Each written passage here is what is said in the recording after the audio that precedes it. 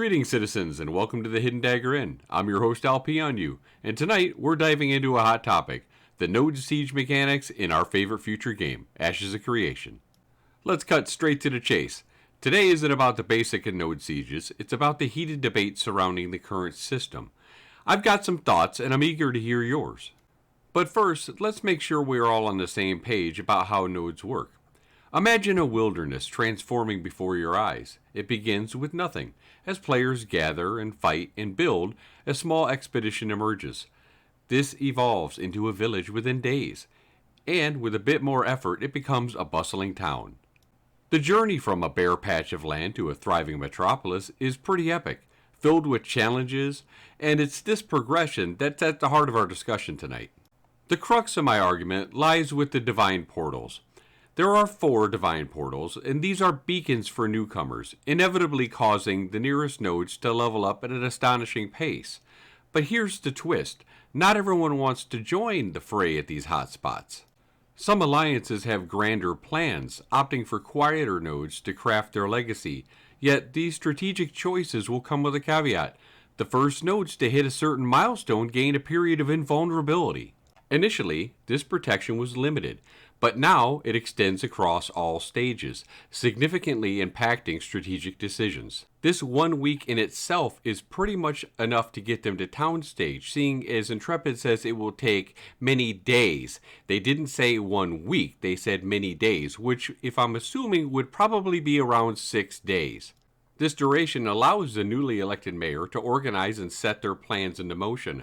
However, imposing a 7-day limitation, then an additional 14 days for a total of 21 days, stating that a node cannot be besieged once its progress is beyond any stage. It used to be just village stage, but apparently now it is any stage, a point that needs further clarification since the expedition stage is considered a stage, seems excessively restrictive.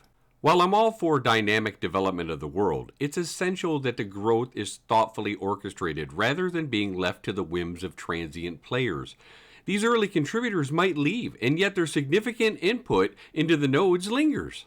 Moreover, launching an assault on a node necessitates a siege scroll, which demands a complex process of gathering, crafting, and processing materials.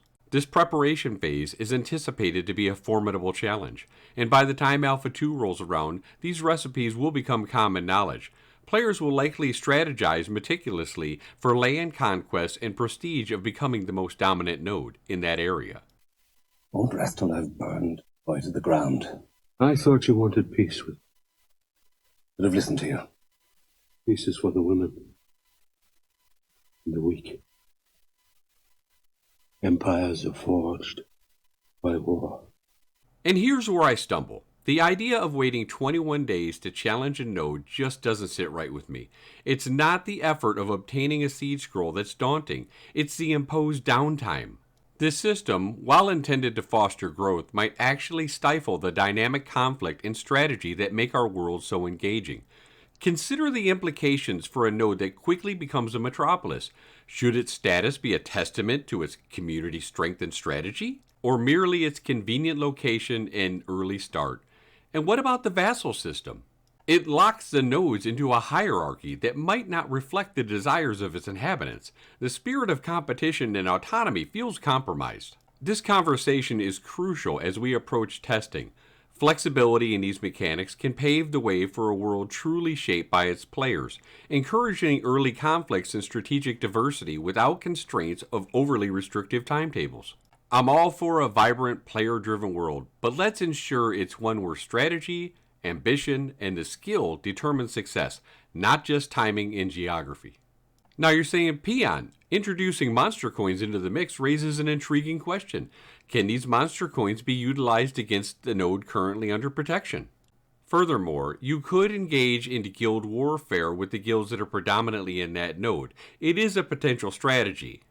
That being said, given the extensive player base that each node encompasses, such actions are unlikely to significantly impact the node's stability. Additionally, there's a strategic avenue of resource warfare.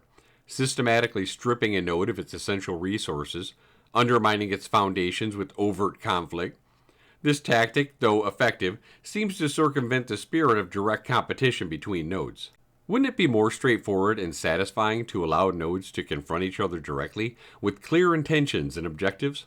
Such a system would not only simplify conflicts, but also would bring a more direct approach to the node rivalry, moving away from the indirect and somewhat underhanded methods currently in play. Now, don't get me wrong, I'm not saying there should be a fight every day. I don't want it to be like New World, where you have a fight every night and you have to compete for your castle. But I would like an opportunity for a node, a nearby node, to have at least one or two chances to take that node and become the parent node leader.